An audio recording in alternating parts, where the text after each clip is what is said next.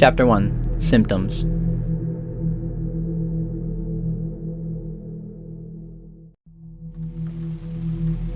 It was a rainy day in Brisbane, Australia. Everyone was inside of their homes, with their family waiting for the rain to stop. Some families were watching movies, others were taking an early nap to wait out the rain. However, on the top of the hill lived the Healer family. They were having fun, with a game of Twister, all four of them. Bluey, who was struggling to keep her balance on the red spot, was a 6-year-old blue healer, so was her father's Bandit, who had a black patch covering the top of his face, and a large black patch on his back. He was tangled with his wife, who was a red healer with white patches all over her body and a dark brown patch on the right side of her face. And lastly, the youngest healer was Bingo. She looked just like her mum, except she didn't have any brown patches on her face. She was 5 years old, and giggling while watching her family struggle. Okay, my turn. Bingo, flip the spinny thing, said Bandit. Okay, she said happily as she spun the spinner. Left hand on purple, she said. Oh, for Christ's sake. Bandit was having difficulty moving to the purple since it was on the far right side of the paper they were on. Come on, Bandit, we believe in you, exclaimed his wife as she was being crushed by her husband's weight. Okay, I almost got it right the— Whoa! Bandit yelled as he fell on Chili. She was being crushed by his weight. He tried to get up, but since both their arms were tangled, it took a bit of effort for them to get untangled. Sweet biscuits, Ben, I think you need to lose a bit of weight. You almost broke my back, she complained as she stretched out her back. Hey, actually, I think you need to gain a few pounds. Have you been losing weight, honey? Bandit questioned her. I'm just trying to watch my weight, Bandit. Unlike you, all you do is eat and stink up the crapper all day. Wouldn't it bother you to be healthier? She yelled at him and left the family room. Bandit stood there for a few seconds. He then put his hands down and looked at his kids. They both walked up to him and gave their father a hug. Bandit sighed. What was going on with his wife? 2 weeks later. Chili was cutting up the carrots for the chicken soup she was gonna serve for her family. She looked tired even though she had a good 8 hours of sleep. It might have been because she woke up every hour to get a glass of water. Each hour she got thirsty, but it wasn't a normal need for water. For her it felt like she would pass out if she wouldn't get at least a cup of water. So now she always keeps a liter-sized water container with her at all times. Mom, when's dinner ready? Bluey asked her from the dinner table. It's almost ready, sweetie. I just have to— Ow! Fucking cunt! Chili yelled. Bandit heard her cuss and went to check up on her. Chili, are you okay? I heard you— No, I'm not okay! I cut my bloody finger! Okay, let me just get you the medic— I'm fine! Just sit down while I finish the food, and don't interrupt me! Chili said as she drowned her wound in the sink. Chili, why are you acting like this? I just want to help you— Piss off! She yelled at him. Chili has never cussed this much. There were times where he made her mad enough that she would kick him out of their room, and he would have to sleep on the couch. But this was a new type of emotion. I said piss off! What are you, a bloody yanker? Are you trying to control me? But Chili, that was completely unrelated to this conversation. What's wrong with you? Bandit said. Mom, Dad, are you two squabbling? Asked Bluey while she was playing with her fingers.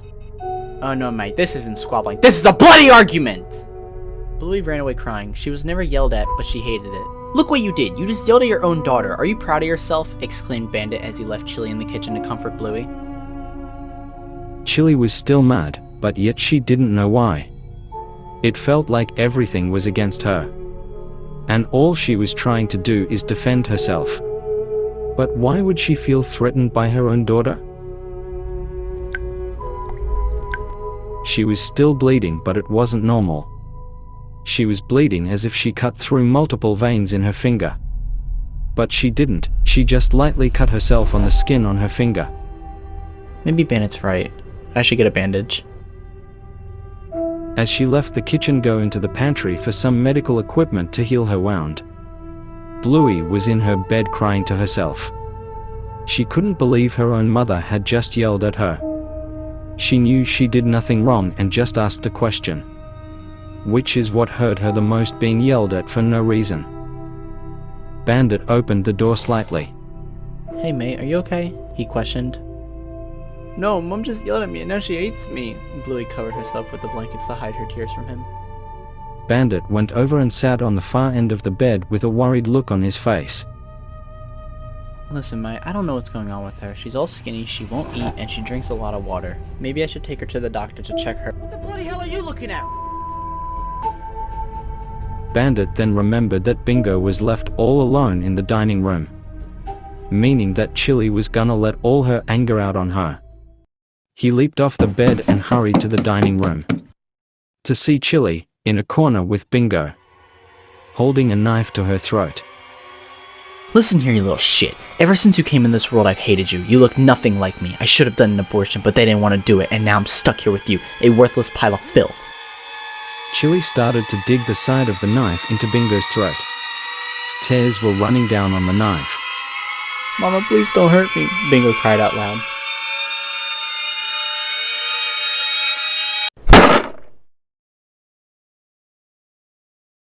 She stopped crying when the knife apparently dropped from her mum's hand. She opened her eyes to see her mum on the right, appearing to be knocked out. And then she looked to the left to see her father holding a broken hockey stick. His hand was shaking, frightened to see what he had done. Are you okay, Bingo? He asked her. She just ran up behind him. What's wrong with Mama? She asked. I don't know, Mike. Just go up to your room and stay with Blue, okay? I'm gonna have to call an ambulance. Bingo just nodded and listened to her father, leaving Bandit and his wife alone in the kitchen with his knocked out wife. He took his phone out from his pocket. He sat down beside Chili and threw the knife far away from her. An operator answered his call. He was quiet for a few seconds looking for the right words.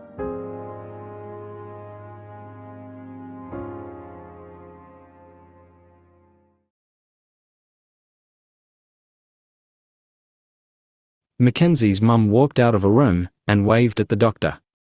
She shut the door, leaving a black and white German Shepherd alone in his office. He grabbed a piece of paper where his next job assignment. It was about a red heeler. Well, this is interesting.